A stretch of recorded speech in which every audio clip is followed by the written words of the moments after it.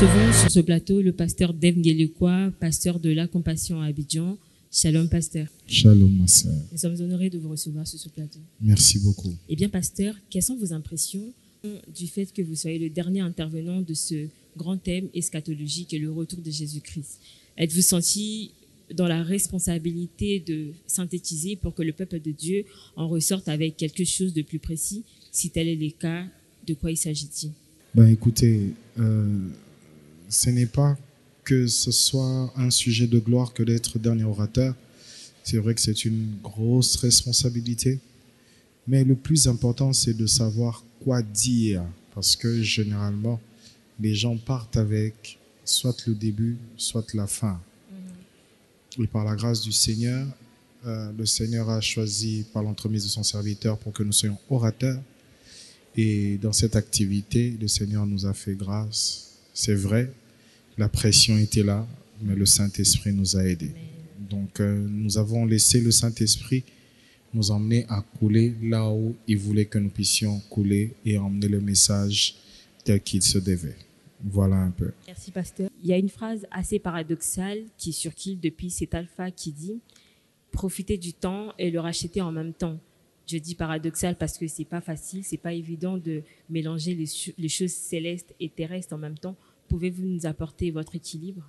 Écoutez, ce message ne veut pas dire que la bénédiction est mauvaise. Ce message ne veut pas dire que le mariage est mauvais. Mais ce message veut tout simplement dire qu'il faudrait placer chaque chose dans une échelle de valeur. Selon Dieu et devant Dieu, nous devons savoir que le salut des âmes occupe une très très grande place. Donc c'est juste pour rappeler à chacun de nous que nous devons d'abord nous préoccuper des choses de Dieu, mais aussi profiter de notre vie, être heureux dans son ménage, être heureux dans son couple, être heureux dans son mariage, être heureux. Vous pouvez être heureux et épanoui, mais tout aussi aller au ciel et servir Dieu. Exactement, c'est pas évident d'être heureux sur la terre et aller au ciel, vous savez. Parce qu'il y a ceux qui se disent que oui, on va aller au ciel, en même temps, on ne peut pas influencer la terre en même temps. Est-ce que ces gens-là, ils peuvent comprendre l'utilité vraiment d'être chrétien, de tout abandonner dessus Jésus-Christ? C'est justement l'importance de ce message. Vous savez, la Bible dit, recherchez d'abord le royaume des cieux ainsi que sa justice. Le plus important, c'est de le faire avec Jésus. Vous pouvez être heureux avec Jésus, vous pouvez être heureux avec Jésus sur la terre, et demain hériter le royaume des cieux pour être encore plus heureux éternellement. Donc, c'est possible, mais avec Jésus. Exact, c'est possible avec Jésus. Écouter, c'est bien, mais pratiquer, c'est encore mieux. Et c'est la difficulté qu'il y a dans la plupart de personnes. Est-ce que vous pouvez prier pour quelqu'un qui aurait la volonté, mais qui a des difficultés à prendre des grosses décisions afin de tout abandonner?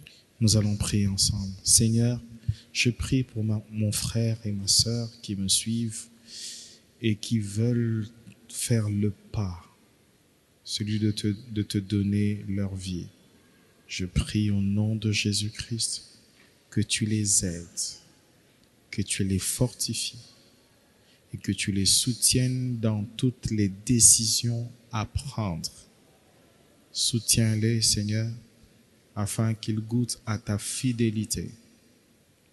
Merci, Seigneur, de les rapprocher de toi et de les fortifier, de les soutenir et de les aider. Fais-le, Seigneur, parce que tu es mort pour chacun de nous. Dans le nom de Jésus, nous avons ainsi prié. Amen. Amen. Pasteur, nous savons que demain, c'est notre clôture. Est-ce que vous pouvez inviter quelqu'un en le regardant droit dans le... Écoutez, je vous invite demain au Palais du Peuple à partir de 16h. Vous qui êtes à l'étranger, suivez-nous sur Internet et vous serez abondamment bénis. Que Dieu vous bénisse. Merci de nous avoir suivis. Shalom chez vous.